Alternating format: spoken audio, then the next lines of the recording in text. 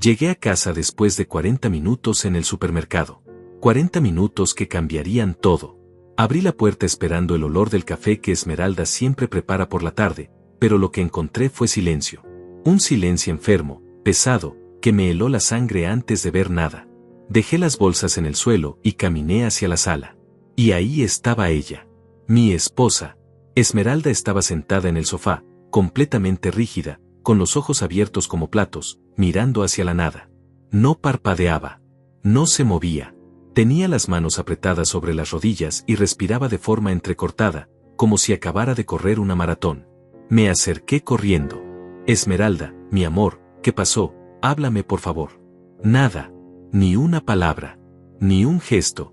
Solo ese mirar vacío que me partió el alma. Intenté tocarle la mano y estaba helada, temblando. ¿Qué te hicieron?, le dije casi gritando. Pero ella seguía ahí, como una estatua de terror puro. Escuché pasos detrás de mí. Era Matías, mi hijo. Apareció desde el pasillo con la cara pálida, sudando, con los ojos inquietos. Papá, dijo con voz quebrada, ella estaba así cuando llegué. No sé qué pasó, te lo juro. Llegué hace 10 minutos y la encontré así. Algo en su tono no me cuadraba. Matías es mi hijo, tiene 28 años, siempre ha sido tranquilo, pero en ese momento había algo en su mirada. Algo que no encajaba. ¿Por qué sudas tanto?, le pregunté. Vengo del gimnasio, papá, respondió demasiado rápido. Demasiado perfecto. Como si hubiera ensayado esa respuesta. Miré alrededor. La sala estaba casi normal, pero no del todo. Había un vaso roto junto al mueble de la televisión. Pequeños cristales brillaban sobre la alfombra. Una silla del comedor estaba girada, fuera de lugar. Y la lámpara de pie estaba torcida, como si alguien la hubiera empujado. ¿Qué pasó aquí, Matías? No sé, papá. Te digo que llegué y ya estaba todo así. Volví a mirar a Esmeralda. Tenía una marca roja en el brazo izquierdo, justo arriba del codo. Como si alguien la hubiera agarrado con fuerza. Esmeralda, por favor, mírame. Soy yo, César. Estoy aquí. Nadie te va a hacer daño. Sus labios temblaron. Intentó decir algo, pero solo salió un gemido ahogado. Las lágrimas empezaron a caer por sus mejillas sin que ella hiciera ningún gesto. Lloraba como si su cuerpo lo hiciera solo, sin permiso. Matías, llama a una ambulancia ahora. Pero papá, quizás solo se asustó con algo, no hace falta. ¿Cómo que no hace falta? Mírala. Llama ya. Está bien, está bien. Matías sacó el celular, pero noté que sus manos también temblaban. Marcó, pero se quedó parado ahí, lejos, como si tuviera miedo de acercarse a su propia madre. Algo estaba terriblemente mal. No solo con Esmeralda. Algo en toda esa escena no tenía sentido. Me arrodillé frente a mi esposa y le tomé las manos con cuidado. Estaban tan frías. Esmeralda y yo llevamos 34 años casados. La conozco. Conozco cada gesto suyo, cada mirada. Y lo que vi en sus ojos no era solo miedo. Era terror absoluto. El tipo de terror que te paraliza el alma. ¿Qué viste, mi amor? ¿Qué te hicieron? Ella movió los labios otra vez. Esta vez logró susurrar algo casi inaudible. Él. ¿Quién es él, Esmeralda? ¿Quién estuvo aquí? Pero volvió a cerrarse. Sus ojos se llenaron de pánico nuevamente y apretó mis manos con una fuerza desesperada.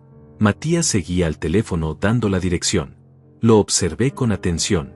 Tenía puesta ropa de gimnasio, sí, pero estaba demasiado limpio. Nada de olor a sudor. Sus zapatillas estaban impecables. Y su bolso del gym no estaba por ningún lado. Matías, ¿dónde dejaste tu bolso? En el carro, papá. ¿Por qué preguntas eso ahora? Solo quiero entender qué pasó. Ya te dije que no sé. La ambulancia viene en camino.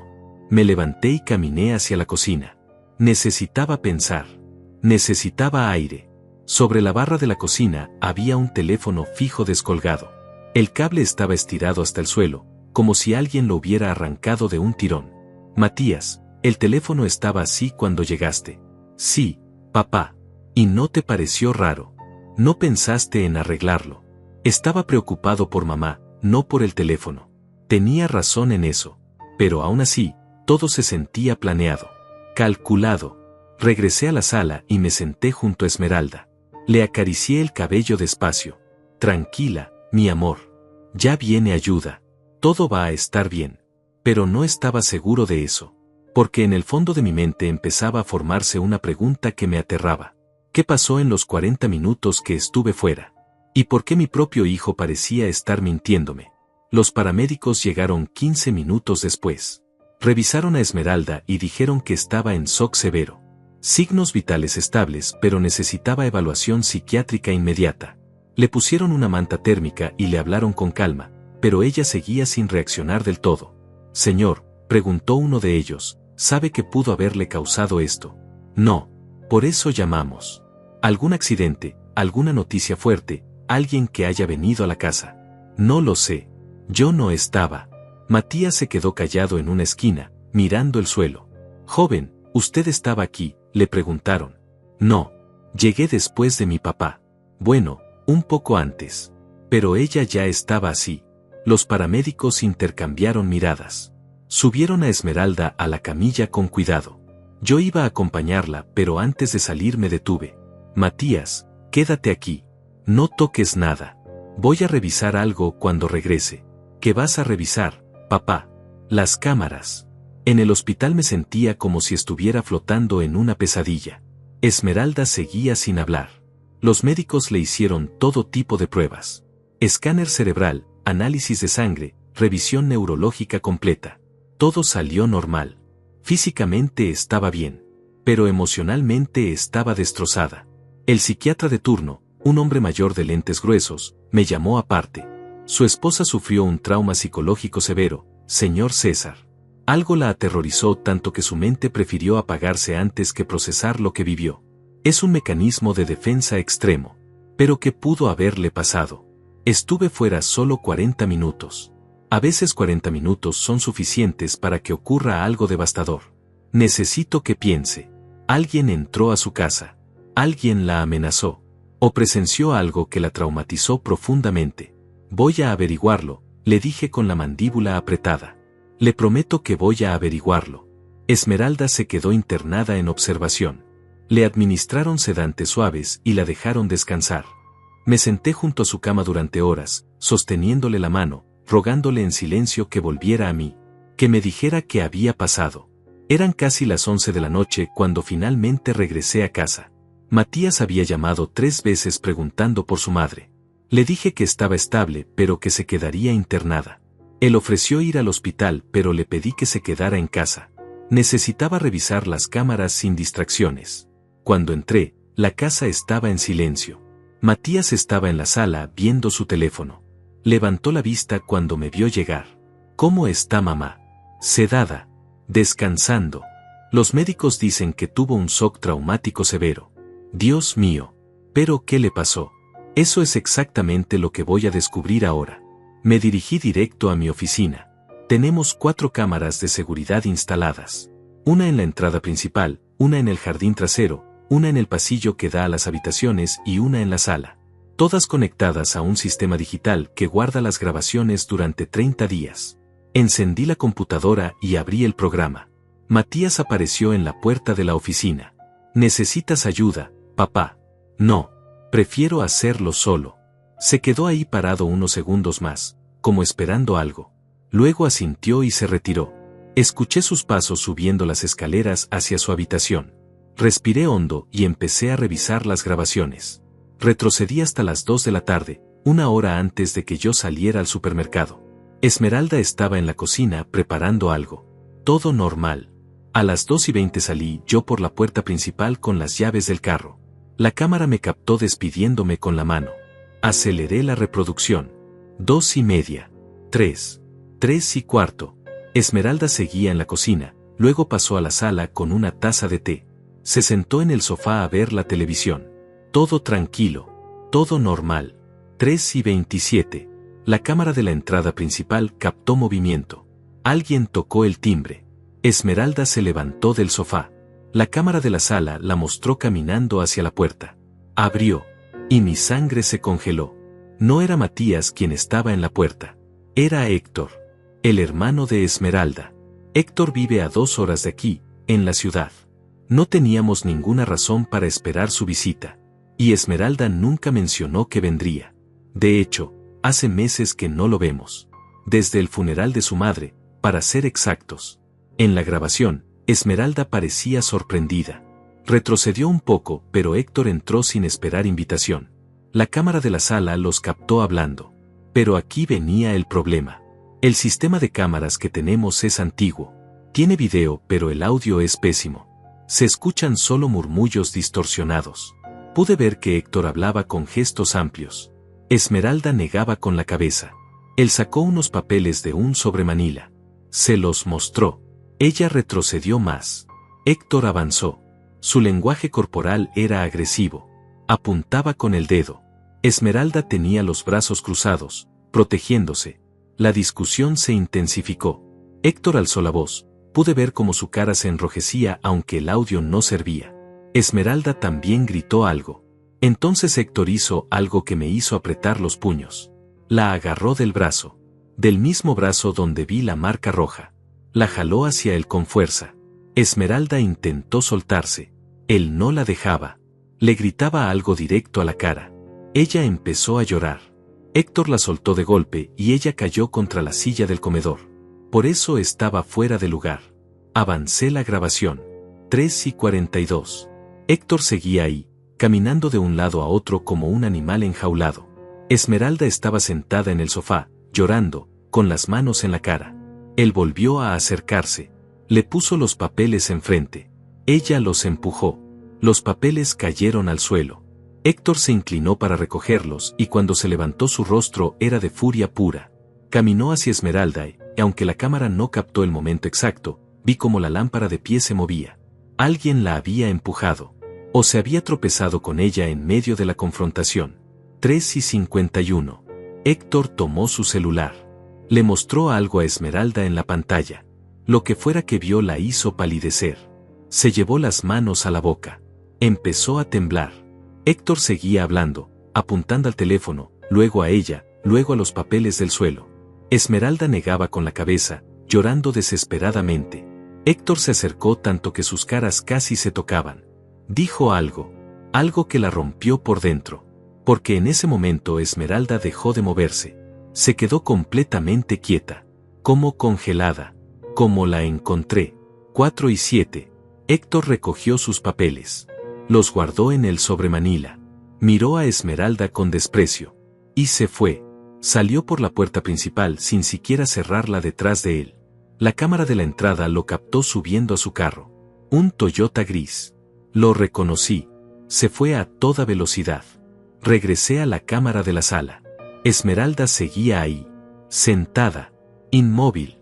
Exactamente como la encontré 30 minutos después. No se movió ni un milímetro. Su mente se había ido a algún lugar lejano para protegerse de lo que acababa de vivir. 4:32. Llegué yo. La grabación me mostró entrando con las bolsas del supermercado, dejándolas caer, corriendo hacia ella. Seguí revisando. 4:38. 6 minutos después de que yo llegara, apareció Matías. Entró por la puerta principal, que yo había dejado abierta en mi desesperación. La cámara lo captó entrando. Su cara de shock al ver la escena. Entonces Matías no había mentido del todo. Él sí llegó después. Pero había algo que no entendía. ¿Por qué actuaba tan nervioso? ¿Por qué sudaba? Porque sus respuestas parecían ensayadas. Revisé las otras cámaras. La del jardín trasero no mostró nada relevante. La del pasillo tampoco. Todo había ocurrido en la sala. Pero entonces recordé algo. Teníamos una quinta cámara. Una vieja. Del sistema anterior. Está en el interfono de la entrada. Nunca la desconectamos aunque ya no la usamos. Solo graba cuando alguien toca el timbre y guarda los videos en una memoria interna. Fui hasta la entrada y desmonté el interfono de la pared. Saqué la tarjeta de memoria. Volví a mi oficina y la conecté a la computadora. Ahí estaba. La grabación del timbre. Y esta sí tenía audio. Audio perfecto. Reproduje el archivo. Se escuchó el timbre. Luego la voz de Héctor. Esmeralda, abre. Soy yo. Tenemos que hablar. La puerta se abrió. Héctor, ¿qué haces aquí?, dijo Esmeralda sorprendida. Necesito que firmes estos documentos hoy. No puedo esperar más. ¿Qué documentos? ¿De qué hablas? La herencia de mamá. El abogado dice que necesita tu firma para liberar los fondos. Son $120,000. Te corresponde la mitad, pero necesito que me autorices a manejar todo. Es más simple así. Héctor, ya hablamos de esto. Yo quiero mi parte por separado. No voy a darte autorización total. No seas ridícula. Somos hermanos. ¿Confías en mí o no? No es cuestión de confianza. Es mi dinero también. El tono de Héctor cambió. Escúchame bien, Esmeralda. ¿Vas a firmar estos papeles ahora? ¿O vas a arrepentirte? Me estás amenazando. Estoy siendo claro. Hay cosas que César no sabe. Cosas que yo sé. Cosas que podrían destruir tu matrimonio perfecto. ¿De qué estás hablando? Oh, no te hagas la tonta. Sé lo que hiciste hace 5 años. Sé dónde estuviste. ¿Con quién estuviste? Eso es mentira. Estás inventando. Tengo fotos, Esmeralda. Fotos muy comprometedoras. Fotos que le destrozarían el corazón a César. Mi corazón latía tan fuerte que sentía que iba a explotar. Seguí escuchando. Esas fotos son falsas, Héctor. Tú las manipulaste. Pruébalo. A ver si César te cree a ti o a las fotos. A ver si tu matrimonio sobrevive la duda. A ver si tu hijo Matías sigue respetándote cuando vea a su madre en esa situación. Eres un monstruo. Soy tu hermano. Y voy a cobrar lo que me debes. Firma los papeles. No. Entonces sonó un golpe. El sonido de algo cayendo. La lámpara. Héctor gruñó. Estás cometiendo un error. Un error muy grande. Si no firmas, no solo le muestro las fotos a César. También me encargo de que Matías tenga un accidente. Un accidente feo. De esos que cambian una vida para siempre. No te atrevas. No te atrevas a tocar a mi hijo. Entonces firma. Silencio. Solo sollozos de Esmeralda. Mira estas fotos, hermana. Míralas bien. Esto se lo envío a César hoy si no firmas. Y esto otro. Mira. Aquí está Matías saliendo del gimnasio ayer. Qué fácil sería que alguien lo esperara en el estacionamiento. Qué frágiles son los frenos de un carro cuando alguien sabe manipularlos. Por favor, Héctor. Por favor no hagas esto. Entonces firma. Necesito tiempo. Necesito pensarlo. No hay tiempo. Es ahora o nunca. Firma o destruyo todo lo que amas. Destruyo a tu esposo. Destruyo a tu hijo. Y tú te quedas sola. Sola con tu culpa. Sola sabiendo que pudiste evitarlo. Un sollozo desgarrador de Esmeralda. No puedo. No puedo hacerle eso a César. Ese dinero es nuestro. Es para nuestro futuro. Entonces que se pudra tu futuro. Otro golpe. Más fuerte. Y luego, la voz de Héctor, fría como el hielo. Tienes hasta mañana. Mañana a esta misma hora vuelvo. Y más te vale tener esos papeles firmados. Porque si no, César va a recibir un paquete que le va a romper el alma. Y Matías va a descubrir que los frenos de su carro dejaron de funcionar justo cuando más los necesitaba. Piénsalo bien, hermana. Piénsalo muy bien. La grabación terminó. Me quedé sentado en la oscuridad de mi oficina, temblando de rabia. Ahora todo tenía sentido. Esmeralda no pudo soportar la presión. Las amenazas. El miedo. Su mente colapsó. Y Héctor. Mi cuñado. El hombre que estuvo en nuestra boda. Que cargó a Matías cuando era bebé. Ese mismo hombre había torturado psicológicamente a mi esposa hasta quebrarla. Pero había cometido un error. Un error fatal. No sabía que esa cámara vieja seguía funcionando. No sabía que yo tenía todo grabado. Cada palabra. Cada amenaza. Cada segundo de su monstruosidad. Copié el archivo en 3 memorias USB diferentes. Lo subí a la nube. Lo envié a mi correo. No iba a arriesgarme a perder esa evidencia. Héctor había dicho que volvería mañana. Perfecto. Que viniera. Porque yo iba a estar listo. Muy listo. Esa noche no pude dormir. Me quedé en mi oficina viendo la grabación una y otra vez. Cada vez que escuchaba la voz de Héctor amenazando a Esmeralda, amenazando a mi hijo, sentía que la furia me consumía por dentro. Pero no podía actuar por impulso. Tenía que ser inteligente. Tenía que proteger a mi familia. A las 6 de la mañana llamé al hospital. Esmeralda había pasado la noche tranquila gracias a los sedantes. Seguía sin hablar, pero al menos había dormido. Le pedí a la enfermera que no dejara pasar a nadie excepto a mí. Nadie. Ni siquiera familiares. Di una descripción de Héctor y les dije que si aparecía llamaran a seguridad inmediatamente. Matías bajó a desayunar alrededor de las 7. Tenía ojeras y se veía preocupado. Papá, ¿encontraste algo en las cámaras? Sí, encontré algo. Se quedó quieto con la taza de café a medio camino de su boca. ¿Qué fue? No fuiste tú quien estuvo aquí con tu madre. Fue tu tío Héctor. Tío Héctor. Pero él nunca viene sin avisar. ¿Qué hacía aquí? Eso es lo que voy a averiguar hoy. Necesito que me hagas un favor, Matías. Quédate en casa. No salgas. Y si tu tío Héctor aparece o te llama, no le digas que yo sé que estuvo aquí. Me estás asustando, papá. ¿Qué está pasando? Tu madre está en shock porque alguien la amenazó. Y tengo razones para creer que fue Héctor. Pero necesito confirmarlo antes de actuar. ¿Confías en mí? Matías asintió despacio. Claro que sí, papá. Haré lo que me pidas. Pero ten cuidado. Lo tendré. Desayuné rápido y me dirigí al hospital. Necesitaba hablar con Esmeralda. Necesitaba que me confirmara lo que ya sabía. Cuando llegué a su habitación, ella estaba despierta. Seguía con la mirada perdida, pero ya no estaba tan rígida. La doctora me explicó que los sedantes habían ayudado a relajar su cuerpo, aunque su mente seguía bloqueada. Me senté junto a ella y le tomé la mano. Esmeralda, mi amor, soy yo. César. Sé que me escuchas. Sé que estás ahí dentro. Necesito que me escuches con atención. Sus ojos se movieron ligeramente hacia mí. Era una señal pequeña, pero significativa. Revisé las cámaras, Esmeralda. Vi a Héctor. Vi lo que te hizo. Vi cómo te agarró del brazo, cómo te gritó, cómo te amenazó. Y escuché el audio del interfono. Escuché cada palabra que te dijo. Una lágrima rodó por su mejilla. Sé lo de los papeles. Sé lo de la herencia. Sé que te amenazó con fotos falsas y con lastimar a Matías. Escuché todo, mi amor. Todo.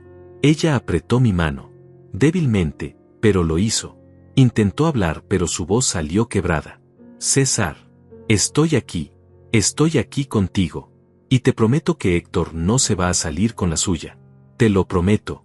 Las lágrimas caían ahora sin control por su rostro. Movió los labios formando palabras que casi no se escuchaban. Las fotos. Son falsas. Él las hizo con computadora. Hace años intenté ayudarlo con dinero y él me tomó fotos sin que me diera cuenta. En el banco, en el café. Y ahora las editó para que parezca otra cosa. Lo sé, mi amor. Sé que son falsas. Yo te conozco. Conozco tu corazón. Jamás dudaría de ti. Ella sollozó. Tenía tanto miedo. Miedo por ti. Miedo por Matías. Dijo que iba a matarlo, César. Dijo que iba a hacer que su carro tuviera un accidente. No va a tocar a nuestro hijo. Te lo juro por mi vida. No va a tocar a nadie de esta familia. Esmeralda cerró los ojos agotada por el esfuerzo de hablar.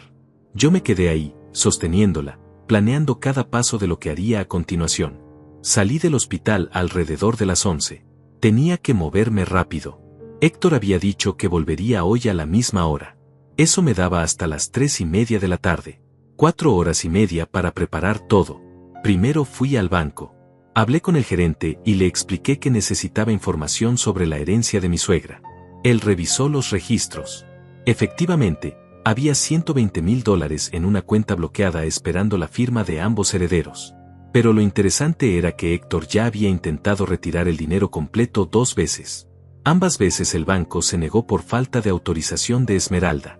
Está desesperado por ese dinero, dijo el gerente. Ha llamado casi todos los días durante las últimas 3 semanas. Necesito que si él llama o viene, le digan que el proceso está detenido por revisión legal. No le den ninguna información adicional. Entendido, señor César. Luego conduje hasta el despacho de Salvador, mi abogado y amigo desde hace 20 años. Le conté todo. Le mostré la grabación del interfono. Salvador escuchó en silencio, con la mandíbula cada vez más tensa. Esto es extorsión, amenazas, coerción, dijo al terminar. Héctor puede ir a prisión por esto. Tienes evidencia suficiente para denunciarlo ahora mismo. Todavía no. Quiero algo más. Quiero que él confiese todo de su propia boca. Que admita lo que hizo sin saber que está siendo grabado otra vez. Es arriesgado, César. Lo sé. Pero necesito asegurarme de que no puede escabullirse con un buen abogado alegando que la grabación del interfono fue manipulada o algo así. Necesito algo irrefutable. Salvador se reclinó en su silla pensando. Está bien. Hagamos esto. Yo me quedo cerca de tu casa hoy. Si algo sale mal, entro y detenemos todo. Llamamos a la policía de inmediato. Gracias, Salvador. Y César. Ten mucho cuidado. Héctor ya demostró que es capaz de cualquier cosa. Volví a casa a la 1 de la tarde. Matías estaba en la sala viendo televisión, pero saltó del sofá cuando me vio entrar. Y bien, tengo un plan. Pero necesito tu ayuda. Lo que necesites, papá. Le expliqué todo. Matías palideció al escuchar la grabación del interfono. Cuando terminó, tenía lágrimas en los ojos y los puños apretados. Ese desgraciado. Ese maldito desgraciado. Voy a matarlo. No. No vas a hacer nada de eso. Vas a hacer exactamente lo que te voy a decir y ni un paso más. Entendido. Matías respiró hondo intentando calmarse. Entendido. Cuando Héctor llegue, yo voy a estar aquí solo. Tú vas a estar escondido en mi oficina monitoreando las cámaras en vivo. Voy a llevar un grabador escondido en mi camisa. Y voy a hacer que Héctor confiese todo. Y si se pone violento, Salvador va a estar estacionado afuera. Al menor signo de peligro, entran él y tú. Pero confío en que Héctor es un cobarde. Solo es valiente con mujeres indefensas. Las horas pasaron lentamente. A las 2:30 revisé todo el equipo. Grabador funcionando. Cámaras activas. Matías en posición en la oficina con su celular listo para llamar a Salvador si algo salía mal. Salvador confirmó que estaba a 2 casas de distancia, esperando. 3:20. Miré por la ventana cada 30 segundos. El Toyota gris de Héctor no aparecía. 3:25. Nada. 3:28. Un carro dobló en la esquina. Era él.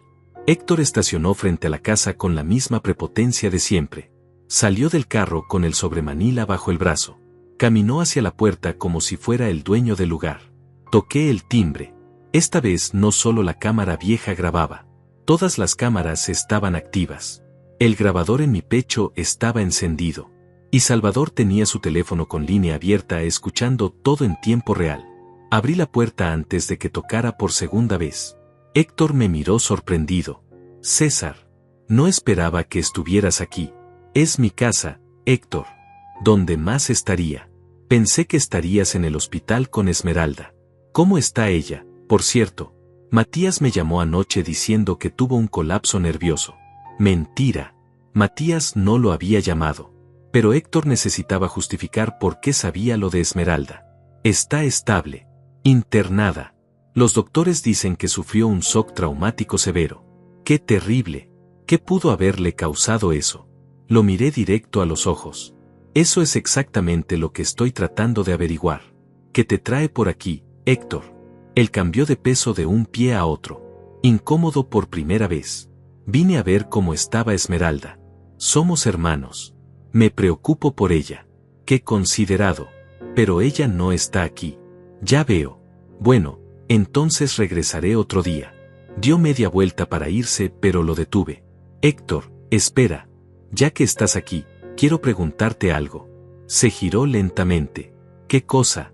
Estuviste aquí ayer, ¿verdad? Alrededor de las 3:30 de la tarde. Su rostro se tensó. ¿Por qué lo preguntas? Porque tengo cámaras de seguridad. Y te vi llegar. Te vi entrar. Te vi discutir con Esmeralda. Te vi agarrarla del brazo. Te vi amenazarla. El color desapareció de su cara. No sé de qué hablas. Claro que sí. Y no solo eso. También tengo el audio completo de su conversación. Cada palabra, Héctor. Cada maldita amenaza que le hiciste a mi esposa. Héctor retrocedió un paso. Tragó saliva. Su mente trabajaba rápidamente buscando una salida. Eso fue un malentendido. Yo solo venía a hablar con ella sobre unos papeles de la herencia de mi madre. Ella se puso nerviosa y yo tal vez me alteré un poco, pero... un poco. La dejaste paralizada de terror. La amenazaste con destruir nuestro matrimonio. La amenazaste con matar a mi hijo. Su expresión cambió. La máscara de hombre preocupado cayó. Y en su lugar apareció algo frío. Calculador. Peligroso. Pruébalo, César. Prueba que yo dije eso. Ya lo probé. Tengo las grabaciones.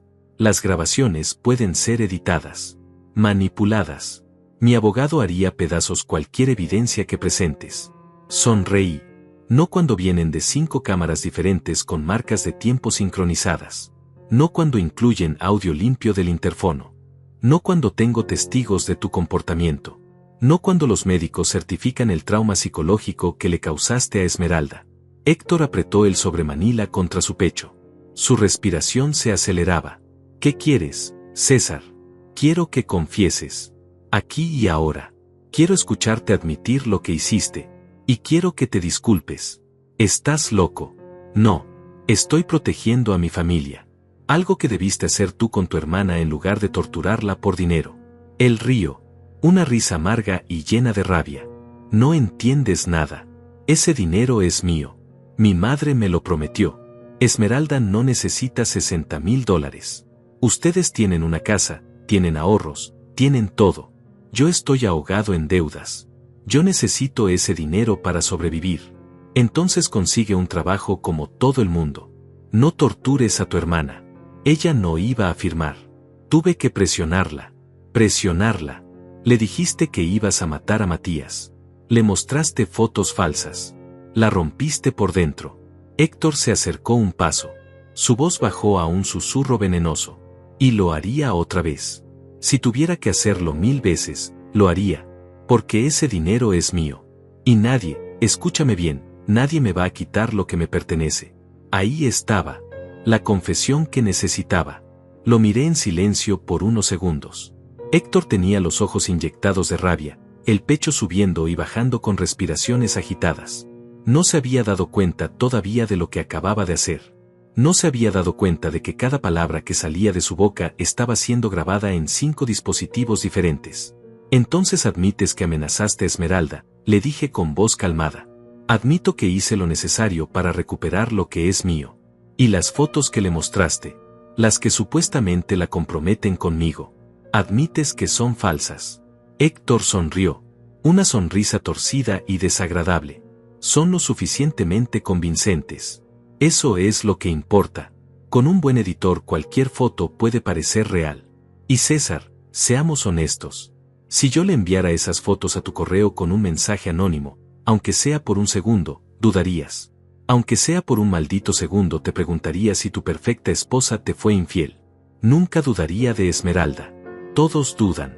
Todos. Y esa duda es suficiente para plantar la semilla. Para destruir la confianza. Para arruinar un matrimonio desde adentro. Eres un monstruo, Héctor. Soy un sobreviviente. Y en este mundo los sobrevivientes hacemos lo que sea necesario. Incluso amenazar con matar a un joven inocente. A tu propio sobrino. Matías no iba a morir. Solo iba a tener un pequeño accidente. Unos frenos que fallan en el momento equivocado. Unas costillas rotas. Tal vez una pierna fracturada. Nada permanente. Solo suficiente para que Esmeralda entendiera que yo hablaba en serio. La furia me quemaba por dentro, pero mantuve la compostura. Necesitaba que siguiera hablando. Necesitaba cada detalle grabado. Y todo esto por $120,000. Es mucho dinero, César. Con eso puedo pagar mis deudas. Puedo empezar de nuevo. Puedo vivir tranquilo durante años. Podrías conseguir un trabajo. Vender tu carro. Reducir gastos. Hay 1000 formas de solucionar problemas de dinero sin destruir a tu familia. Mi familia me debe esto. Mi madre trabajó toda su vida. Ese dinero viene de su sudor, de su esfuerzo. Y yo soy el hijo mayor. Yo cuidé de ella cuando estaba enferma. Yo pagué sus medicinas. Yo me quedaba despierto en las noches cuando tenía dolor. ¿Dónde estaba Esmeralda entonces? Viviendo su vida cómoda contigo. Y ahora quiere la mitad del dinero como si se lo hubiera ganado. Esmeralda también cuidó a tu madre, Héctor. Iba a visitarla cada semana. Le llevaba comida. Le pagó el tratamiento del último año cuando tú dijiste que no tenías dinero. Mentiras. Tengo los recibos. Tengo las transferencias bancarias. Esmeralda pagó más de $15,000 en tratamientos médicos para tu madre. Y nunca te lo echó en cara. Nunca te pidió que se lo devolvieras. Héctor apretó la mandíbula. Su argumento se desmoronaba y lo sabía. Eso no cambia nada. Ese dinero debería ser todo mío. No lo es. Y nunca lo será. Ya veremos, César. Ya veremos qué dice el juez cuando presente mi caso. Cuando muestre que Esmeralda está mentalmente inestable. Que tuvo un colapso nervioso. Que no está en condiciones de tomar decisiones financieras. Puedo hacer que un tribunal le quite su parte de la herencia y me la asigne a mí como único heredero competente. Eso nunca va a pasar. Claro que sí. Tengo abogados. Tengo contactos. Y tengo la ventaja de que Esmeralda está destruida. No va a poder defenderse en un juicio. Va a estar temblando en una esquina mientras yo tomo lo que me corresponde. No contabas con algo, Héctor. ¿Qué cosa? Conmigo. Héctor rió otra vez. Tú. ¿Qué vas a hacer tú? Eres un hombre de 62 años. Un jubilado. ¿Crees que me das miedo? No necesito darte miedo. Solo necesito justicia. Y la voy a conseguir. Buena suerte con eso. Ahora si me disculpas, tengo cosas que hacer. Se dio vuelta para irse, pero antes de que diera 2 pasos lo detuve con mis palabras. Héctor, una última cosa. ¿Realmente amenazaste con manipular los frenos del carro de Matías o solo fue una amenaza vacía para asustar a Esmeralda? Se giró lentamente. Me miró con frialdad. No fue vacía. Conozco a un mecánico en el centro. Me debe favores. Le iba a pagar $500 para que hiciera el trabajo. Limpio. Sin huellas. Un accidente más del montón. ¿Y cuando planeabas hacerlo? Mañana. Si Esmeralda no firmaba hoy, mañana Matías iba a salir a su jornada de ejercicio matutino y sus frenos no iban a responder en la primera bajada pronunciada. Simple. Efectivo. Doloroso. Eres peor de lo que pensé. Y tú eres más ingenuo de lo que pensé si creíste que iba a detenerme por un poco de moral familiar. Esta conversación fue interesante, César. Pero se acabó. La próxima vez que nos veamos será en los tribunales. Y para entonces Esmeralda va a estar tan medicada y tan rota que no va a poder ni recordar su propio nombre. Dio 3 pasos hacia su carro. Entonces la puerta de mi casa se abrió.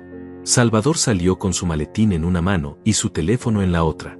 Detrás de él apareció Matías con el rostro descompuesto de furia contenida. Héctor se detuvo en seco. ¿Quiénes son estos? Salvador caminó hacia él con pasos firmes. Soy Salvador Mendoza, abogado. Y acabo de escuchar cada palabra de su confesión. Extorsión, amenazas de muerte, intento de fraude, coerción psicológica. Felicidades, señor Héctor. Acaba de comprarse un boleto directo a prisión. Héctor palideció. Esto es una trampa.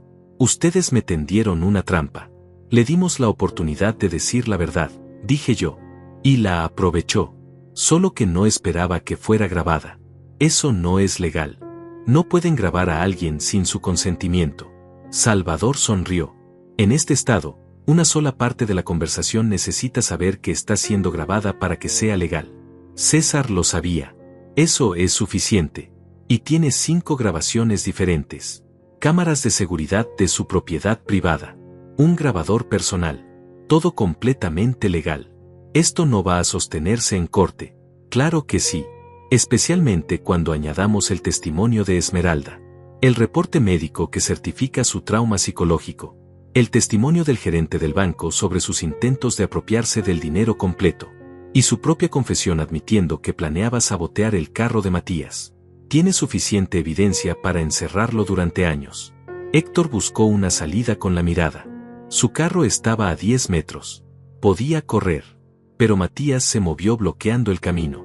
Papá, déjame hablar con él un minuto a solas. No, Matías, dijo Salvador. Nada de eso. Solo un minuto.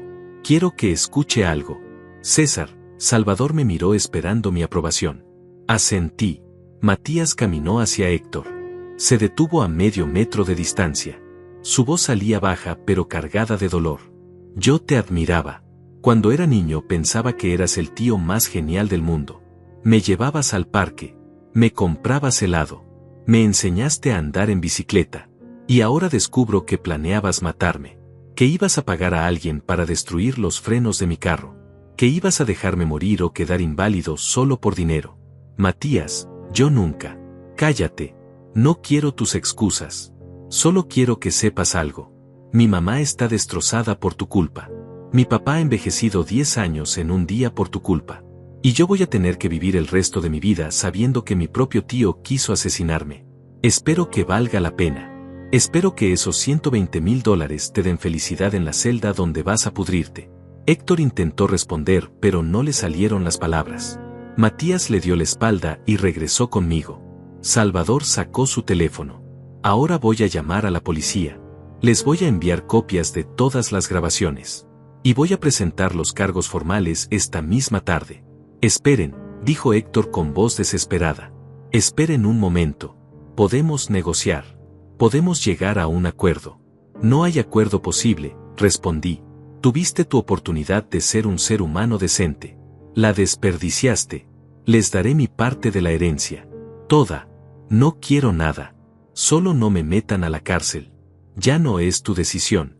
Es del sistema judicial. Salvador marcó el número de emergencias. En ese momento Héctor hizo algo inesperado. Se lanzó hacia mí con el sobremanila en alto, como si fuera un arma. Matías reaccionó más rápido. Lo interceptó y lo empujó contra el carro. Él sobrecayó al suelo derramando los papeles falsos por todas partes. No te atrevas a tocar a mi padre, rugió Matías. Héctor cayó de rodillas. Empezó a llorar. No de tristeza, de rabia, de frustración, de saber que había perdido todo. Salvador terminó la llamada. La policía viene en camino. Les sugerí que se queden aquí hasta que lleguen. Cualquier intento de huir solo empeorará su situación. Nos quedamos ahí en silencio. Héctor en el suelo llorando. Matías temblando de adrenalina. Salvador revisando los documentos caídos. Y yo pensando en Esmeralda. En cómo le diría que su hermano finalmente pagaría por lo que hizo. 5 minutos después llegó la patrulla. 2 oficiales de policía salieron de la patrulla. Uno era un hombre mayor de bigote gris y mirada seria. El otro era más joven, alto, con libreta en mano. Salvador se acercó a ellos inmediatamente mostrando su identificación de abogado. Oficiales, soy Salvador Mendoza. Llamé hace unos minutos reportando amenazas, extorsión y conspiración para cometer homicidio. Este es mi cliente César y su hijo Matías. Y ese hombre de rodillas es Héctor Salazar, el responsable de los crímenes. El oficial mayor miró a Héctor que seguía en el suelo con las manos en la cara. Señor, necesito que se levante y se identifique. Héctor no se movió. El oficial joven se acercó y lo ayudó a ponerse de pie. Héctor temblaba. Tenía la camisa sudada y los ojos rojos. Nombre completo. Héctor Salazar Ruiz, murmuró. ¿Y cuál es su versión de los hechos, señor Salazar? Héctor me miró con odio. Esto es una trampa. Me grabaron sin mi consentimiento. Me provocaron para que dijera cosas que no son verdad. Salvador intervino. Oficiales, tengo aquí copias certificadas de 5 grabaciones diferentes. Todas legales bajo las leyes estatales de consentimiento de una parte. En ellas el señor Salazar admite haber amenazado a su hermana Esmeralda con fotos falsas, admite haber planeado sabotear el vehículo de Matías para causar un accidente, y admite haber extorsionado a su hermana para apropiarse de una herencia de $120,000. El oficial mayor tomó una de las memorias USB que Salvador le extendió. Vamos a necesitar que todos vengan a la estación para dar sus declaraciones formales. Señor Salazar, por el momento queda detenido mientras investigamos estas acusaciones. Esto es ridículo, gritó Héctor. Están creyendo las mentiras de este hombre. Yo solo vine a visitar a mi hermana. Ellos me atacaron. Matías dio un paso adelante. Tenemos video de usted llegando ayer a esta casa. Tenemos video de usted agarrando a mi madre del brazo. Tenemos audio de usted amenazándola. Tenemos su confesión de hace 20 minutos admitiendo todo. ¿Cuál es la mentira exactamente? El oficial joven le puso las esposas a Héctor. Tiene derecho a permanecer en silencio. Cualquier cosa que diga puede ser usada en su contra en una corte. Tiene derecho a un abogado. Héctor dejó de resistirse. Su cuerpo se relajó en derrota mientras terminaban de leerle sus derechos. Lo metieron en la parte trasera de la patrulla. Antes de cerrar la puerta me miró una última vez. Vi algo en sus ojos que me heló la sangre. No era arrepentimiento. Era promesa. La promesa de que esto no había terminado. Los oficiales nos pidieron que lo siguiéramos a la estación. Salvador fue en su carro. Matías y yo fuimos juntos en el mío. Durante el camino ninguno de los dos habló mucho. Matías miraba por la ventana con la mandíbula apretada. ¿Estás bien, hijo?, le pregunté. No lo sé, papá. Sigo sin poder creer que él quisiera matarme. Que realmente pagara a alguien para destruir mis frenos. Eso no es algo que puedas procesar fácilmente. Lo sé, pero está detenido ahora. No puede hacerte daño. ¿Y si sale bajo fianza? ¿Y si cumple su amenaza? No va a salir. Salvador se va a encargar de eso. Y vamos a pedir una orden de restricción inmediata. Matías asintió, pero no parecía convencido. En la estación pasamos 3 horas dando nuestras declaraciones. Yo conté todo desde el momento en que llegué a casa y encontré a Esmeralda paralizada. Matías declaró sobre su llegada y lo que observó. Salvador presentó todas las grabaciones con documentación legal completa. El detective a cargo era una mujer de unos 40 años llamada Iris Contreras. Escuchó las grabaciones con auriculares mientras tomaba notas. Su expresión se fue endureciendo con cada minuto que pasaba. Cuando terminó se quitó los auriculares y me miró. Señor César, en mis 20 años de carrera he visto muchos casos de violencia familiar. Pero esto es particularmente perturbador. El nivel de manipulación psicológica, las amenazas específicas contra su hijo, el plan detallado de sabotaje vehicular. Esto no es un arranque de ira.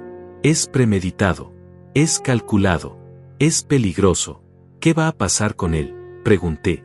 Vamos a presentar cargos formales por extorsión, amenazas criminales, intento de conspiración para cometer homicidio y abuso psicológico. Con esta evidencia no hay forma de que un juez le otorgue fianza. Va a quedarse detenido hasta el juicio. ¿Cuánto tiempo puede tomar eso? Depende. Pero con la gravedad de los cargos y la evidencia sólida, probablemente entre 2 y 4 meses. Mientras tanto, vamos a emitir una orden de restricción de emergencia. Héctor Salazar no podrá acercarse a usted, a su esposa, a su hijo ni a su propiedad a menos de 500 metros. Si lo hace, será arrestado inmediatamente. Sentí un peso salir de mis hombros. Gracias, detective Contreras. Hay algo más que necesito decirle. Vamos a investigar al mecánico que Héctor mencionó. Si encontramos evidencia de que ya había un plan en marcha, los cargos van a ser aún más severos. Salimos de la estación casi a las 8 de la noche. Matías estaba exhausto. Salvador nos acompañó hasta el estacionamiento. Hicieron un buen trabajo hoy, dijo. La evidencia es irrefutable. Héctor no tiene escapatoria. ¿Cuánto tiempo crees que le den?, preguntó Matías. Salvador reflexionó un momento. Con todos los cargos combinados, si es declarado culpable, está viendo entre 8 y 15 años de prisión. Tal vez más si encuentran al mecánico y prueban la conspiración completa. Bien, dijo Matías con voz fría. Que se pudra ahí dentro. Salvador se despidió y nos fuimos directo al hospital. Necesitaba ver a Esmeralda. Necesitaba decirle que todo había terminado. Que estaba a salvo. Cuando llegamos a su habitación ella estaba despierta. La doctora nos recibió en el pasillo. Su esposa ha mejorado considerablemente en las últimas horas. Está hablando más. Está comiendo. El shock está disminuyendo. Sea lo que sea que ustedes hicieron hoy, funcionó. Entramos a la habitación. Esmeralda estaba sentada en la cama tomando té. Cuando nos vio sus ojos se llenaron de lágrimas. César. Matías. Corrí hacia ella y la abracé con cuidado. Está detenido, mi amor. Héctor está detenido. Confesó todo. Está en la cárcel y no va a salir. Ella sollozó contra mi pecho. De verdad está encerrado. De verdad. La detective Contreras tiene toda la evidencia. Va a ir a prisión por años. No puede tocarte. No puede tocar a Matías. No puede volver a lastimarnos. Matías se acercó y tomó la mano de su madre. Mamá, siento no haber estado ahí para protegerte. Esmeralda lo miró con ternura. Tú no tienes la culpa de nada, mi amor. Nada de esto es tu culpa. Nos quedamos ahí los 3 abrazados durante largo rato. Por primera vez en 2 días sentí que podía respirar. Pero sabía que la batalla no había terminado del todo. Todavía quedaba el juicio. Todavía había que enfrentar al sistema legal. Todavía había que sanar las heridas emocionales que Héctor había dejado. La doctora entró después de un rato. Señora Esmeralda, Si sigue mejorando a este ritmo, podría darle de alta mañana por la tarde. Pero va a necesitar terapia psicológica. El trauma que sufrió no desaparece de la noche a la mañana. Entiendo, doctora. Haré todo lo necesario. Esa noche Matías y yo nos quedamos en el hospital. Trajeron una cama extra y nos turnamos para dormir. Aunque en realidad ninguno de los dos durmió mucho. Cada vez que cerraba los ojos veía la cara de Héctor. Escuchaba sus amenazas. Sentía la rabia burbujeando en mi pecho. A la mañana siguiente, temprano, Salvador llamó. César, tengo noticias. La policía encontró al mecánico. Se llama Ernesto Vega. Tiene un taller en el centro y efectivamente Héctor lo contactó hace 3 días. Le ofreció $500 para sabotear un vehículo. Ernesto inicialmente aceptó, pero después de pensarlo decidió no hacerlo. Sin embargo, tenía mensajes de texto de Héctor donde se discuten los detalles del plan. Eso es increíble, Salvador. Hay más. Ernesto está dispuesto a testificar. Dice que Héctor lo amenazó cuando se echó para atrás. Le dijo que si no hacía el trabajo iba a reportarlo a las autoridades por otros trabajos ilegales que había hecho en el pasado. Ernesto tiene miedo y quiere cooperar completamente con la fiscalía. Esto lo entierra completamente. Exacto. El fiscal ya me contactó. Con este testimonio adicional van a aumentar los cargos. Héctor está viendo un mínimo de 12 años ahora. Posiblemente más. Gracias, Salvador. Gracias por todo. Es mi trabajo. Pero más que eso, son mi familia. Siempre voy a protegerlos. Colgué y le di las noticias a Esmeralda. Ella cerró los ojos aliviada. Entonces realmente se acabó. El juicio va a tomar meses, mi amor. Pero sí, lo peor ya pasó. Matías estaba junto a la ventana mirando la ciudad despertar. Papá, preguntó sin voltear, ¿crees que mamá pueda recuperarse completamente de esto? Con tiempo, terapia y mucho amor, sí. Tu madre es fuerte. Más fuerte de lo que Héctor jamás imaginó. Esmeralda sonrió débilmente. Tengo a los 2 hombres más importantes de mi vida a mi lado. Eso es todo lo que necesito para sanar. Pero en el fondo todos sabíamos que las cicatrices emocionales tardarían mucho en desaparecer. El miedo no se va solo porque el peligro haya pasado. Los recuerdos no se borran solo porque el enemigo esté encerrado. Íbamos a necesitar tiempo. Íbamos a necesitar paciencia. Íbamos a necesitar ayuda profesional. Pero estábamos juntos. Y eso era lo único que importaba. Esmeralda recibió el alta del hospital al día siguiente como la doctora había prometido. Volvimos a casa con una lista de recomendaciones médicas y el contacto de una psicóloga especializada en trauma. La doctora había sido clara. Su esposa va a tener días buenos y días malos. Puede haber pesadillas, ataques de pánico, miedo irracional. Sea paciente con ella. La recuperación no es lineal. Cuando llegamos a la casa, Esmeralda se detuvo en la entrada. Sus manos empezaron a temblar. No podía entrar. Matías y yo la sostuvimos de cada lado. Estamos contigo, mamá. Estamos aquí. Él ya no puede entrar, le dije suavemente. Tiene una orden de restricción. Si se acerca aunque sea a media cuadra, va directo de vuelta a la cárcel. Ella respiró hondo 3 veces y finalmente cruzó el umbral. Caminó despacio hacia la sala. Se detuvo frente al sofá donde había quedado paralizada. Tocó el respaldo con dedos temblorosos. Aquí fue donde me rompí. Aquí fue donde mi mente decidió apagarse porque no podía soportar más. Ya no tienes que soportar nada sola, le dije abrazándola. Ahora sabes que estamos contigo, que te creemos, que te protegemos. Matías recogió los últimos cristales del vaso roto que todavía estaban en una esquina. Acomodó la silla del comedor en su lugar. Enderezó la lámpara de pie. Pequeños gestos para devolver el orden, para borrar las huellas físicas de la violencia. Esa noche instalé cerraduras nuevas en todas las puertas. Coloqué una barra de seguridad adicional en la puerta principal. Cambié las contraseñas de las cámaras. Esmeralda me observaba desde el sofá envuelta en una manta. ¿Te sientes más segura ahora?, le pregunté cuando terminé. Un poco. Pero la seguridad real no viene de las cerraduras, César. Viene de saber que ya no tengo que enfrentarlo sola. Y nunca más lo harás. Los días siguientes fueron difíciles. Esmeralda dormía mal. Se despertaba gritando en medio de la noche. Soñaba que Héctor entraba a la casa, que la arrastraba, que lastimaba a Matías frente a sus ojos. Yo la abrazaba en la oscuridad susurrándole que todo estaba bien, que era solo una pesadilla, que estaba a salvo. Comenzó sus sesiones de terapia con la doctora Yasmín Herrera, una psicóloga con 20 años de experiencia en trauma familiar. Después de la primera sesión, Esmeralda salió con los ojos rojos pero con algo parecido a esperanza en la mirada. Dice que lo que siento es normal, que no estoy loca, que mi cerebro está procesando un trauma real y que va a tomar tiempo pero voy a sanar. Lo vas a lograr, mi amor. Estoy seguro. Mientras tanto, el caso contra Héctor avanzaba rápidamente. Salvador nos mantenía informados de cada desarrollo. El fiscal asignado era un hombre joven pero feroz llamado Ricardo Torres. Había revisado toda la evidencia y estaba construyendo un caso hermético. 2 semanas después de la detención, tuvimos la primera audiencia preliminar. Era para determinar si había suficiente causa probable para proceder a juicio. Salvador nos advirtió que Héctor estaría presente, que lo veríamos por primera vez desde su arresto. Esmeralda no quería ir. Tengo miedo de verlo, César. Tengo miedo de que me paralice otra vez. No tienes que ir si no quieres. Matías y yo iremos. Podemos representarte.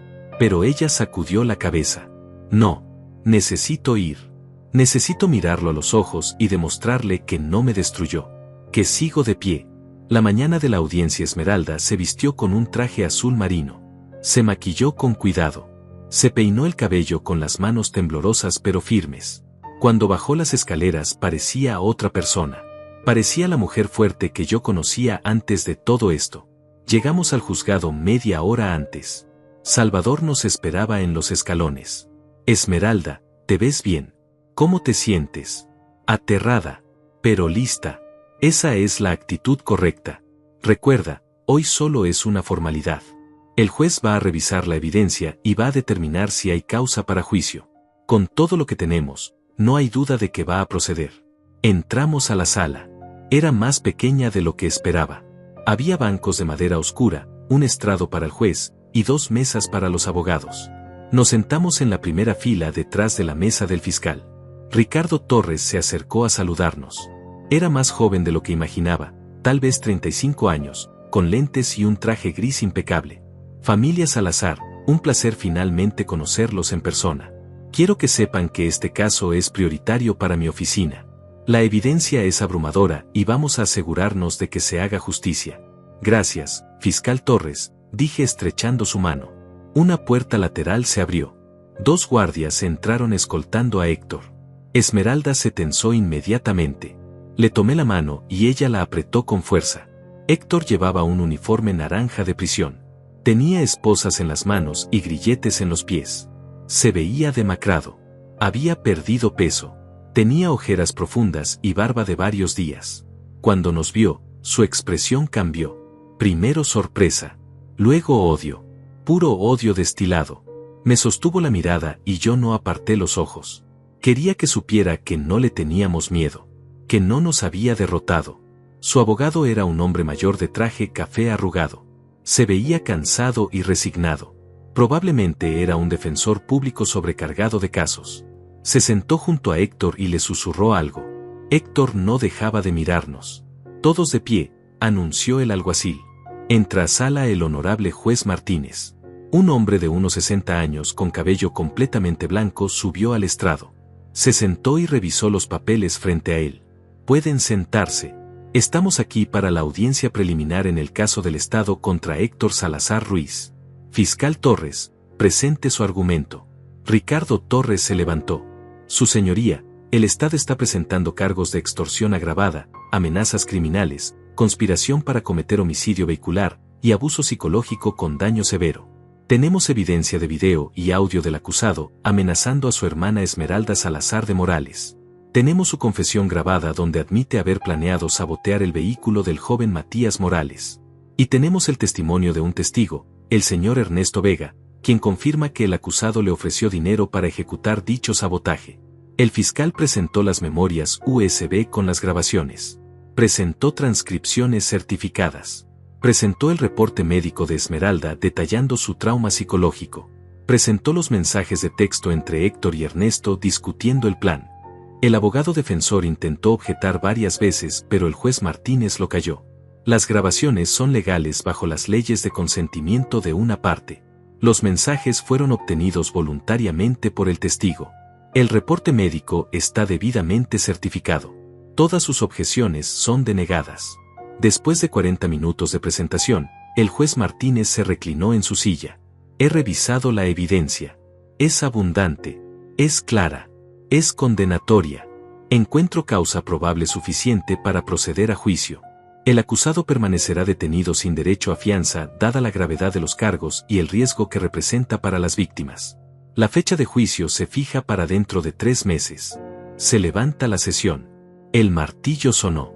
Héctor se levantó bruscamente. Esto es una farsa, gritó. Todos ustedes están contra mí. Mi propia hermana me traicionó. Mi propio sobrino mintió. Ese viejo manipulador de César planeó todo esto. El juez Martínez lo miró con severidad. Señor Salazar, le sugiero que se calle o voy a añadir desacato a la corte a sus cargos. Héctor seguía gritando mientras los guardias lo sacaban a la fuerza. Van a pagar por esto. Todos van a pagar. Esmeralda, esto es tu culpa. Todo es tu culpa. La puerta se cerró detrás de él, pero sus gritos todavía resonaban en el pasillo. Esmeralda temblaba a mi lado. Matías tenía la mandíbula tan apretada que pensé que se iba a romper los dientes. Salvador nos hizo una señal para que saliéramos por una puerta trasera. Es mejor que no lo vean salir. Afuera respiramos el aire fresco. Esmeralda se apoyó contra la pared del juzgado. Lo hice. Estuve en la misma sala que él y no me derrumbé. Estoy orgulloso de ti, le dije besando su frente. Fiscal Torres salió detrás de nosotros. Familia Morales, excelente noticia. El juez negó la fianza y fijó fecha de juicio. 3 meses puede parecer mucho tiempo, pero es relativamente rápido para un caso de esta magnitud. Vamos a usar ese tiempo para preparar todo meticulosamente. Quiero que cuando entremos a esa sala de juicio no haya ninguna duda de que Héctor Salazar es culpable. ¿Qué necesita de nosotros?, preguntó Matías. Van a tener que testificar. Los 3. Esmeralda, sé que va a ser difícil para usted, pero su testimonio es crucial. El jurado necesita ver el daño que él causó. Necesita escuchar de su propia voz lo que vivió. Esmeralda asintió. Lo haré. Voy a testificar.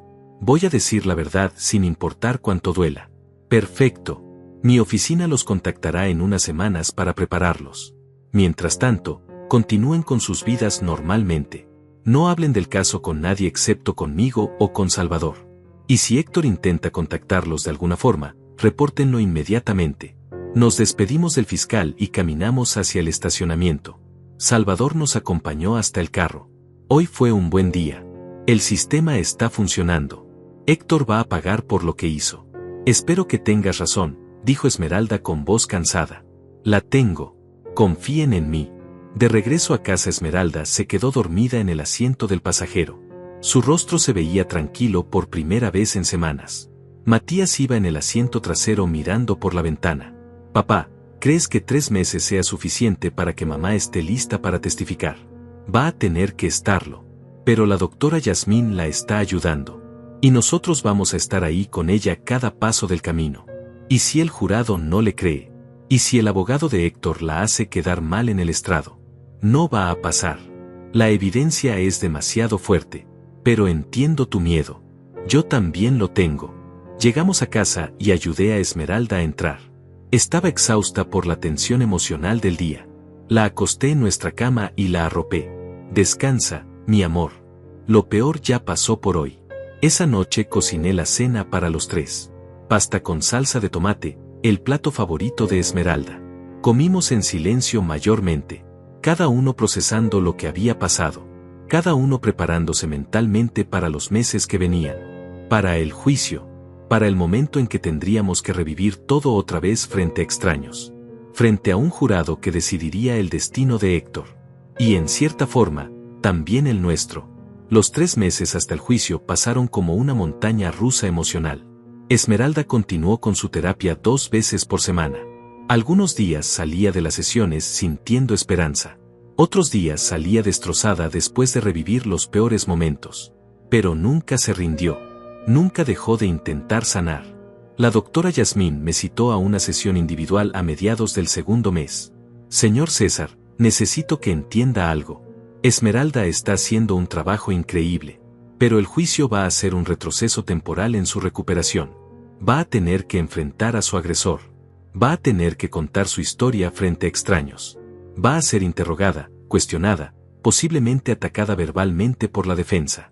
Todo eso va a reabrir heridas que apenas están empezando a cerrar. Lo sé, doctora, pero no hay otra opción. La hay. Esmeralda podría negarse a testificar. El fiscal tiene suficiente evidencia física sin su testimonio. Pero sería más débil el caso, ¿verdad? Posiblemente. Pero tienen las grabaciones. Tienen los mensajes. Tienen al mecánico dispuesto a testificar. Héctor confesó en video. No es como si dependieran exclusivamente del testimonio de Esmeralda. Ella quiere hacerlo. Quiere enfrentarlo. Y la admiro por eso. Solo necesito que usted y su familia estén preparados para las consecuencias emocionales. Esmeralda va a necesitar apoyo intensivo después del juicio. Independientemente del resultado. Estaremos ahí. Siempre. El fiscal Torres nos citó varias veces para preparar nuestros testimonios. Nos hizo practicar una y otra vez. Nos mostró el tipo de preguntas que el abogado defensor haría. Preguntas diseñadas para confundirnos, para hacernos dudar, para encontrar inconsistencias en nuestras historias. Esmeralda, le van a preguntar por qué no llamó a la policía inmediatamente. ¿Por qué no le contó a César cuando él llegó? Van a sugerir que tal vez exageró su miedo. Que tal vez Héctor solo estaba siendo insistente pero no violento. Necesita estar preparada para responder con calma y claridad. Esmeralda practicó sus respuestas frente al espejo. Yo la escuchaba desde la puerta de la habitación. No llamé a la policía porque estaba en shock. No le conté a César porque no podía hablar. Mi mente se cerró para protegerme del trauma. Héctor no solo fue insistente. Me amenazó con destruir a mi familia. Me mostró fotos falsas diseñadas para arruinar mi matrimonio. Amenazó con matar a mi hijo. Eso no es insistencia. Eso es terror psicológico. Perfecto, le decía. Sigue así. Matías también se preparó. Su testimonio sería más corto pero igualmente importante. Tenía que describir cómo encontró a su madre, cómo notó los detalles sospechosos, cómo escuchó la confesión de Héctor. El fiscal le advirtió que la defensa intentaría pintarlo como un hijo sobreprotector que malinterpretó una discusión familiar normal. Van a decir que usted está exagerando porque ama a su madre, que vio malicia donde solo había un desacuerdo entre hermanos. ¿Cómo va a responder? Matías lo miró con ojos duros. Voy a decir que escuché a mi tío admitir que planeaba sabotear mi carro, que tenía el nombre del mecánico, que tenía los $500 listos para pagar el trabajo, que detalló exactamente cómo iban a fallar mis frenos en una bajada. Eso no es malinterpretación. Eso es intento de asesinato. Bien. Mantenga esa firmeza en el estrado. Una semana antes del juicio recibí una llamada inesperada. Era el abogado defensor de Héctor.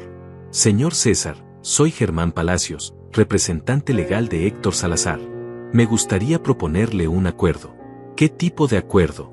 Mi cliente está dispuesto a declararse culpable de los cargos menores, extorsión y amenazas. A cambio, el fiscal retiraría los cargos de conspiración para cometer homicidio. Estaríamos hablando de una sentencia de 4 a 6 años en lugar de 12 a 15. Colgué el teléfono. Llamé inmediatamente a Salvador. Acaban de ofrecernos un acuerdo. Lo sé. El fiscal me contactó hace una hora. Quieren saber qué opinan ustedes. ¿Qué opino? Opino que Héctor merece pudrirse en prisión el máximo tiempo posible. Opino que intentó matar a mi hijo y eso no se negocia. Entiendo tu rabia, César. Pero necesito que pienses con claridad. Un juicio es un riesgo. Aunque la evidencia es fuerte, siempre existe la posibilidad de que un jurado lo absuelva. O que lo declaren culpable solo de cargos menores. Si aceptan el acuerdo, Héctor va a prisión garantizado por 4 años mínimo. 4 años no es suficiente, pero es seguro. Es certeza contra incertidumbre. Dejé que Esmeralda decidiera. Nos sentamos esa noche en la sala, los tres. Le expliqué la oferta.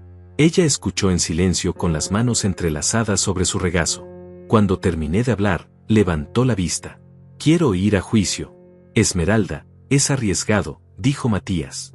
Papá tiene razón en que 4 años seguros son mejor que el riesgo de que salga libre. No va a salir libre. Tenemos demasiada evidencia. Y yo necesito que ese jurado escuche mi voz.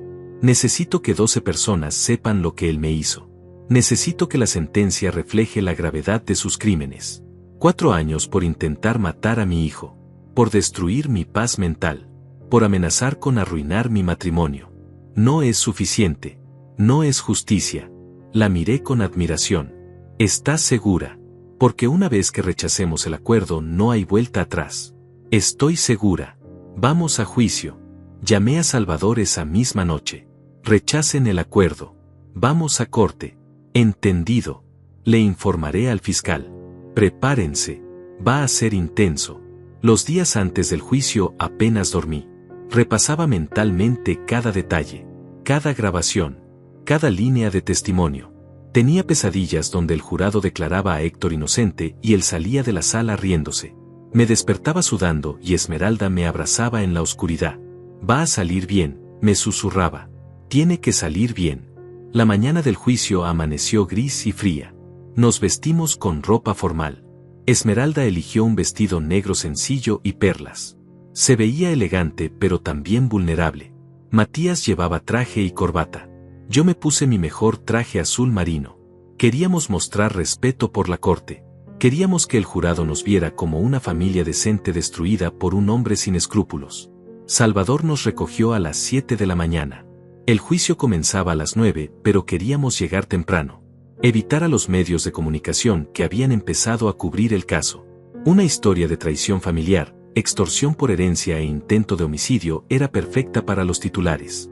Entramos por una puerta lateral que Salvador había coordinado con seguridad. La sala de juicio era más grande que la de la audiencia preliminar. Había espacio para casi 100 personas. Ya había algunos curiosos sentados en las bancas traseras. Periodistas con libretas. Gente que simplemente quería ver el drama desarrollarse. Nos sentamos directamente detrás de la mesa del fiscal. Ricardo Torres llegó 5 minutos después cargando 3 cajas de evidencia. Buenos días, familia Morales. Hoy empieza todo.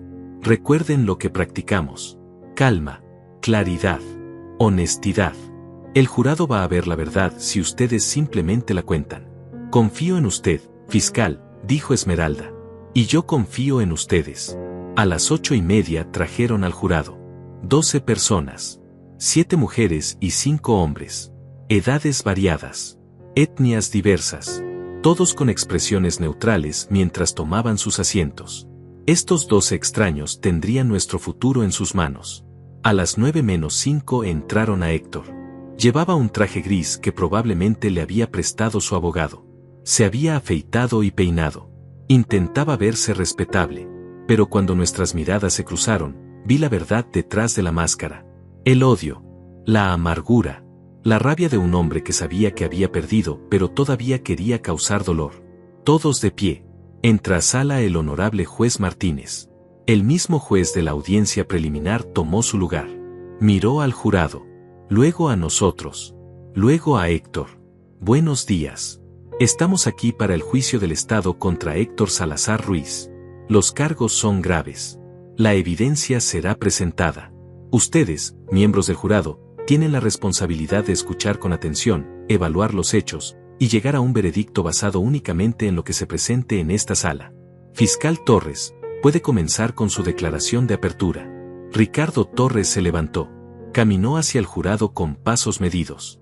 Miembros del jurado, durante los próximos días van a escuchar una historia perturbadora. Una historia de un hombre que decidió que el dinero valía más que su familia.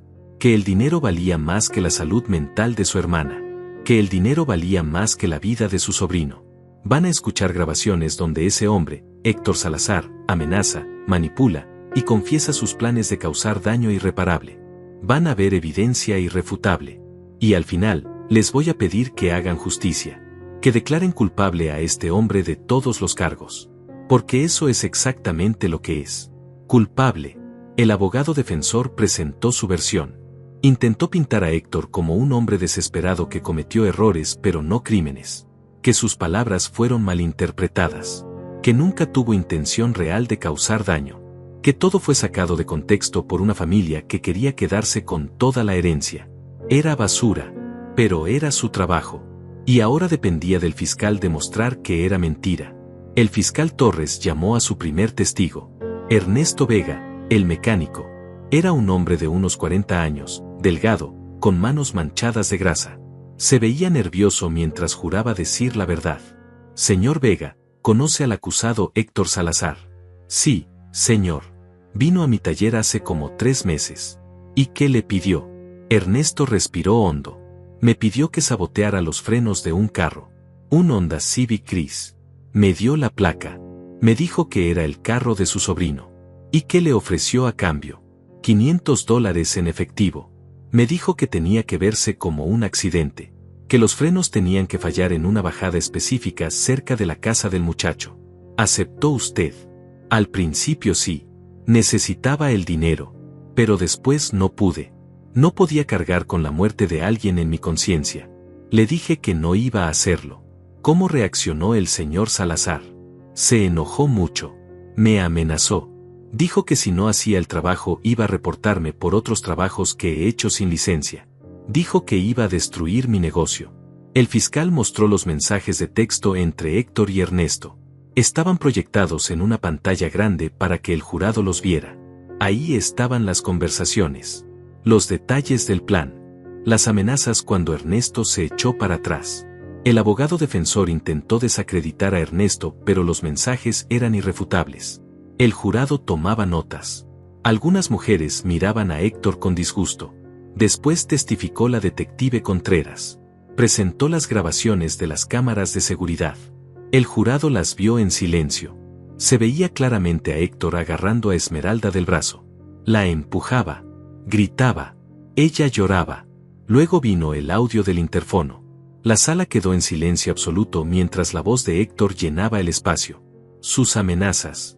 Su frialdad. Su descripción detallada de cómo planeaba lastimar a Matías. Cuando terminó la grabación, una mujer del jurado tenía lágrimas en los ojos. Después de 2 días de testimonios técnicos, llegó el momento que todos temíamos. El fiscal llamó a Esmeralda al estrado. Ella se levantó despacio. Alisó su vestido con manos temblorosas. Caminó hacia el frente con la cabeza alta. Juró decir la verdad y se sentó.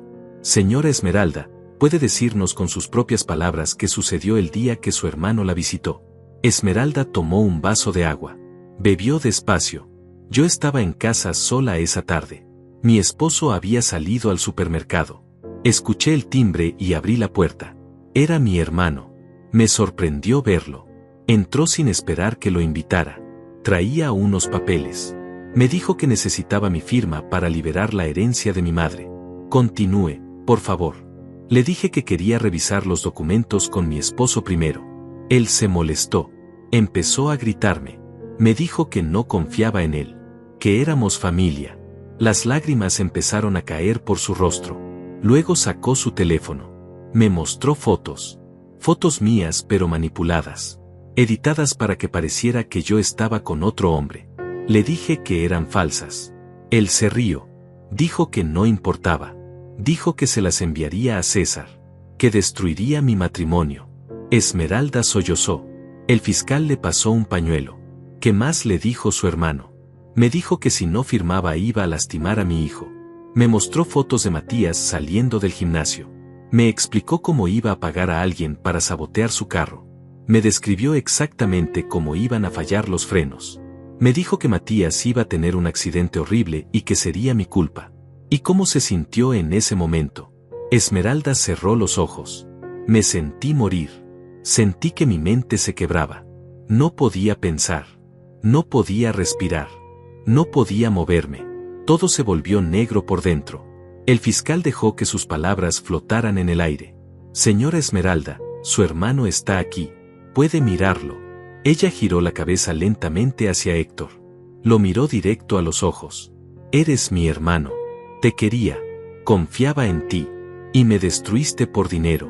Espero que cada día en prisión recuerdes lo que hiciste. El abogado defensor intentó desacreditarla sugiriendo que había exagerado por ansiedad. Pero Esmeralda se mantuvo firme. No se contradijo. No se quebró. Luego me tocó a mí. Testifico sobre cómo encontré a Esmeralda. Sobre las cámaras. Sobre la confesión de Héctor en mi casa. Matías testificó al día siguiente. Habló sobre el miedo que sintió al saber que su tío quería matarlo. Después de 4 días, ambos lados presentaron sus argumentos finales. El fiscal fue directo. La evidencia es clara. Héctor Salazar amenazó a su hermana. Conspiró para asesinar a su sobrino. Todo por $120,000. Solo hay culpabilidad. El jurado se retiró a deliberar. Nos dijeron que podía tomar horas o días. Nos fuimos a una sala de espera. Salvador trajo café. Nadie hablaba mucho. Solo esperábamos. 3 horas después el alguacil abrió la puerta. El jurado tiene un veredicto. Mi corazón dejó de latir por un segundo. Esmeralda apretó mi mano tan fuerte que dolía. Matías se puso pálido. Volvimos a la sala. El jurado entró. Han llegado a un veredicto. Sí, su señoría. ¿Cómo encuentran al acusado en el cargo de extorsión agravada? Culpable. En el cargo de amenazas criminales. Culpable. En el cargo de conspiración para cometer homicidio. Culpable. En todos los cargos. Culpable. Esmeralda rompió en llanto. Matías cerró los ojos aliviado. Yo solo miraba a Héctor. Su rostro se había descompuesto. Su abogado le puso una mano en el hombro, pero él la apartó bruscamente. El juez Martínez golpeó su martillo. La sentencia se dictará en 2 semanas. El acusado permanecerá detenido hasta entonces. Se levanta la sesión. Salimos de esa sala sintiendo que finalmente podíamos respirar. La justicia había prevalecido. Héctor pagaría por lo que hizo. Pero todos sabíamos que la verdadera sanación apenas comenzaba. 2 semanas después volvimos al juzgado para la sentencia. La sala estaba menos llena que durante el juicio. Solo nosotros, Salvador, el fiscal Torres, algunos periodistas y unas pocas personas que habían seguido el caso desde el principio. Héctor entró con el mismo uniforme naranja. Se veía derrotado. Había envejecido 10 años en esas semanas. Ya no tenía la arrogancia de antes. Solo quedaba un hombre vacío que sabía que su vida como la conocía había terminado. El juez Martínez entró y todos nos pusimos de pie. Pueden sentarse. Hoy procederemos con la sentencia del acusado Héctor Salazar Ruiz, declarado culpable por un jurado de sus pares en todos los cargos presentados. Antes de dictar sentencia, le voy a dar la oportunidad de dirigirse a la corte. Señor Salazar, ¿tiene algo que decir? Héctor se levantó lentamente. Miró hacia nosotros. Por primera vez vi algo parecido al arrepentimiento en sus ojos. Yo cometí errores terribles. Dejé que la desesperación me convirtiera en alguien que no reconozco. Esmeralda, lo siento. César, Matías, lo siento. Sé que mis disculpas no significan nada ahora. Sé que destruí nuestra familia. Pero quiero que sepan que voy a cargar con esta culpa el resto de mi vida. Se sentó. Esmeralda no reaccionó. No lloró. No dijo nada. Simplemente lo miró con una expresión que no era odio ni perdón. Era indiferencia. Él ya no tenía poder sobre ella. El juez Martínez revisó sus documentos. Señor Salazar, he revisado cuidadosamente este caso. La evidencia presentada muestra un patrón de manipulación psicológica, amenazas específicas y detalladas, y una conspiración real para causar daño físico grave o muerte. Usted no actuó por impulso. Planeó. Calculó. Intentó destruir a su propia familia por beneficio económico. Tomó en cuenta su disculpa. Pero también tomó en cuenta el daño profundo e irreparable que causó. El trauma psicológico que su hermana aún está procesando. El miedo con el que su sobrino ahora vive cada día. La ruptura total de los lazos familiares. Por lo tanto, en el cargo de extorsión agravada, lo sentenció a 5 años de prisión. En el cargo de amenazas criminales, 4 años adicionales. En el cargo de conspiración para cometer homicidio, 8 años adicionales. Las sentencias se cumplirán de manera consecutiva, no concurrente. En total, 17 años en prisión estatal. Además, queda prohibido de por vida contactar a las víctimas. Al cumplir su sentencia, tendrá una orden de restricción permanente contra Esmeralda Salazar, César Morales y Matías Morales. Si viola esta orden en cualquier momento, será arrestado inmediatamente. Golpeó el martillo. Que se lleve al acusado. 17 años. Héctor tendría casi 80 años cuando saliera. Su vida estaba terminada. Los guardias se lo llevaron. No miró atrás. Salimos del juzgado bajo el sol brillante de la tarde. Por primera vez en meses sentí verdadera paz. Salvador nos abrazó a los tres. Se hizo justicia. Ahora pueden empezar a sanar de verdad. Esa noche cenamos en casa. Preparé la comida favorita de Esmeralda. Pollo al horno con papas. Matías puso música suave. Comimos despacio, saboreando no solo la comida sino el momento. La tranquilidad. La seguridad. Después de la cena, Esmeralda y yo nos sentamos en el jardín. Miramos las estrellas como hacíamos cuando éramos jóvenes. ¿Cómo te sientes?, le pregunté. Libre. Por primera vez en meses me siento libre. Ya no tengo miedo de que aparezca. Ya no tengo pesadillas donde me amenaza.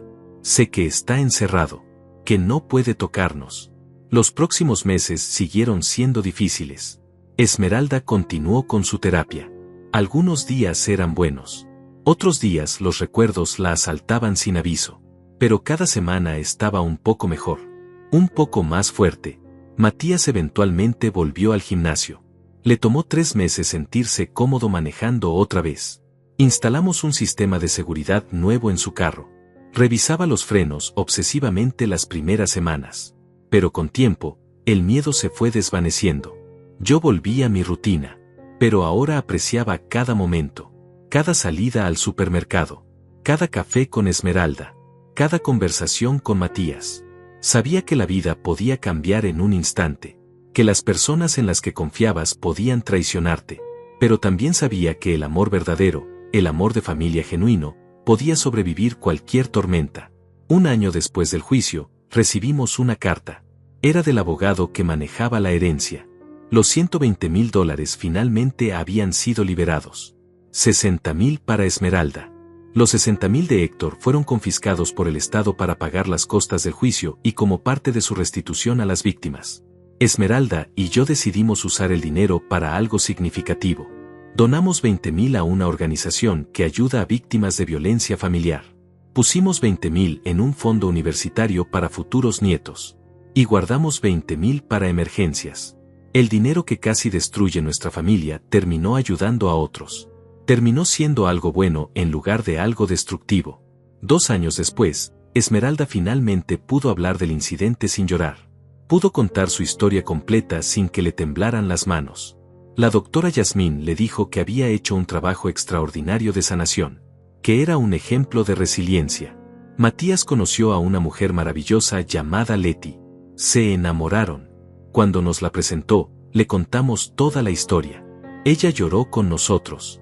Y luego dijo algo que nunca olvidaré. Ustedes son la familia más fuerte que he conocido. Lo que sobrevivieron los hizo invencibles. Hoy, 5 años después de todo aquello, vivimos en paz. Héctor sigue en prisión. Le quedan 12 años. No hemos sabido nada de él. No queremos saber. Esa parte de nuestras vidas está cerrada. Esmeralda se despierta cada mañana sin miedo. Matías maneja sin revisar sus frenos obsesivamente. Yo duermo tranquilo sabiendo que mi familia está a salvo. Aprendimos que la familia no siempre es sangre. Que a veces las personas que deberían protegerte son las que más daño te hacen. Pero también aprendimos que el amor verdadero puede sanar cualquier herida. Que la justicia existe. Y que la fortaleza que nunca supiste que tenías aparece cuando más la necesitas. Si estás pasando por algo similar, si alguien te está manipulando, amenazando, destruyendo por dentro, quiero que sepas esto. No estás solo.